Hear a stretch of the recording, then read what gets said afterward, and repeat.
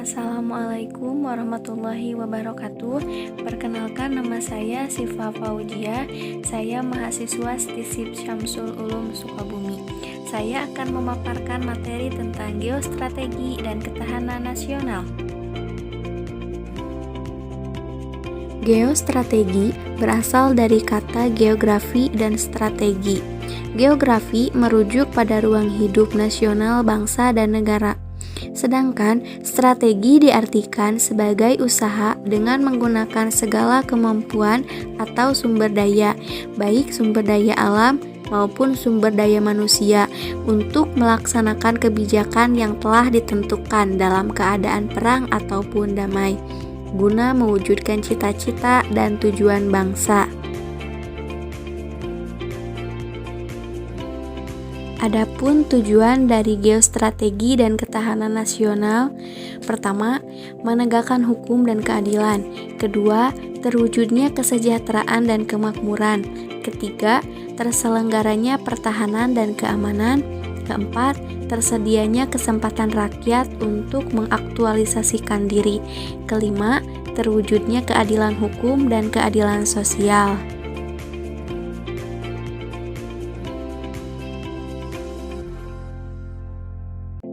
Ketahanan nasional adalah kemampuan suatu bangsa untuk mempertahankan persatuan dan kesatuan bangsanya dari segala ancaman, tantangan, dan hambatan yang ada, baik dari dalam maupun luar negeri, yang secara langsung maupun tidak langsung, yang dapat membahayakan identitas, integritas, dan kelangsungan hidup bangsa.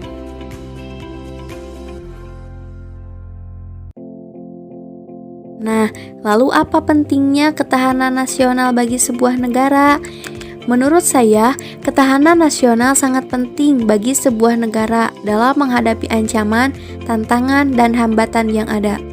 Jiwa ketahanan nasional adalah persatuan dan kesatuan, sedangkan sebuah negara dapat bertahan jika ada persatuan dan kesatuan dalam negara itu. Sehingga dapat disimpulkan bahwa sebuah negara dapat bertahan jika memiliki ketahanan nasional. Terdapat dua unsur ketahanan nasional. Pertama, Trigatra, bersifat kehidupan alamiah, yaitu gatra letak geografi negara, memberikan gambaran tentang bentuk ke dalam dan keluar, menampakkan corak, wujud, dan situasi lingkungan yang berhubungan timbal balik antara negara dengan lingkungannya. Gatra keadaan dan kekayaan alam, seperti flora dan fauna. Gatra keadaan dan kemampuan penduduk, jumlah, komposisi, dan distribusi. Kedua, Pancagatra, kehidupan sosial, yaitu gatra ideologi mengandung konsep dasar tentang kehidupan masyarakat yang diciptakan. Gatra politik, menetapkan alokasi nilai di sektor pemerintahan dan kehidupan politik masyarakat. Gatra ekonomi, seperti sumber daya alam, tenaga kerja, modal, dan teknologi. Gatra sosial budaya, yaitu tradisi, pendidikan, dan kepribadian.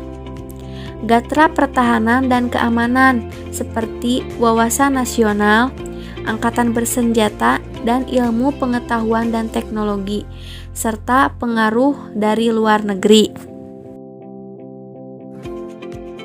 Selain itu, terdapat ancaman, tantangan, hambatan, dan gangguan yang dapat membahayakan negeri. Pertama, ancaman bersifat merombak dan merubah kebijaksanaan, baik bersifat militer maupun non-militer, berasal dari dalam maupun luar negeri. Contohnya, kasus narkoba dari ancaman non-militer yang bisa berasal dari luar maupun dalam negeri. 2. Tantangan bersifat mengunggah kemampuan. Contohnya, percobaan invasi asing, korupsi, kolusi, nepotisme, serta kriminalitas. 3. Hambatan bersifat melemahkan, berasal dari dalam diri sendiri. Contohnya, sikap fanatik terhadap golongan. Terakhir, Gangguan bersifat melemahkan berasal dari luar. Contohnya, posisi geografis Indonesia yang terletak di antara pertemuan 3 titik lempeng bumi, sehingga menyebabkan Indonesia rentan terhadap gempa bumi. Selain itu, terdapat asas ketahanan nasional. Asas ketahanan nasional Indonesia adalah tata laku yang didasari nilai-nilai yang tersusun berdasarkan Pancasila, Undang-Undang Dasar 1945, dan Wawasan Nusantara yang terdiri dari 1. Asas kesejahteraan dan keamanan.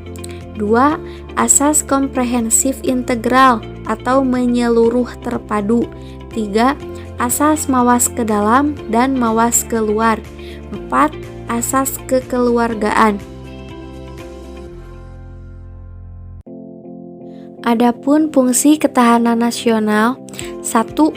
Sebagai daya tangkal untuk menangkal segala bentuk ancaman, gangguan, hambatan, dan tantangan terhadap identitas, integritas, eksistensi bangsa dan negara. 2. Pengarah bagi pengembangan potensi kekuatan bangsa dalam bidang ideologi, politik, ekonomi, sosial budaya, dan pertahanan keamanan, sehingga tercapai kesejahteraan rakyat. 3. Pengarah dalam menyatukan pola pikir, pola tindakan, dan cara kerja intersektor, antar sektor untuk mencapai tujuan nasional guna mewujudkan masyarakat adil dan makmur.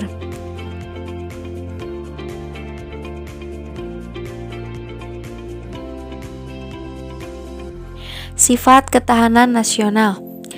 1. Mandiri, percaya pada kemampuan dan kekuatan sendiri. 2. Dinamis, ketahanan nasional tidaklah tetap. Ia dapat meningkat dan menurun, tergantung pada situasi dan kondisi bangsa, negara, serta lingkungan strategisnya. 3. Wibawa, makin tinggi tingkat ketahanan nasional, makin tinggi pula nilai kewibawaan dan tingkat daya tangkal yang dimiliki oleh bangsa dan negara.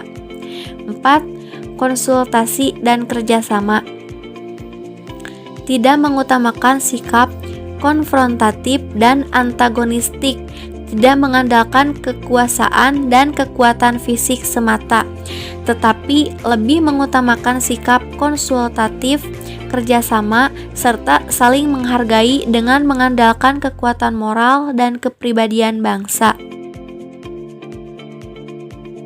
Terima kasih telah menonton video ini, semoga bermanfaat. Kurang lebihnya mohon dimaafkan karena masih dalam tahap pembelajaran. Dan sampai jumpa di video selanjutnya. Terima kasih. Wassalamualaikum warahmatullahi wabarakatuh.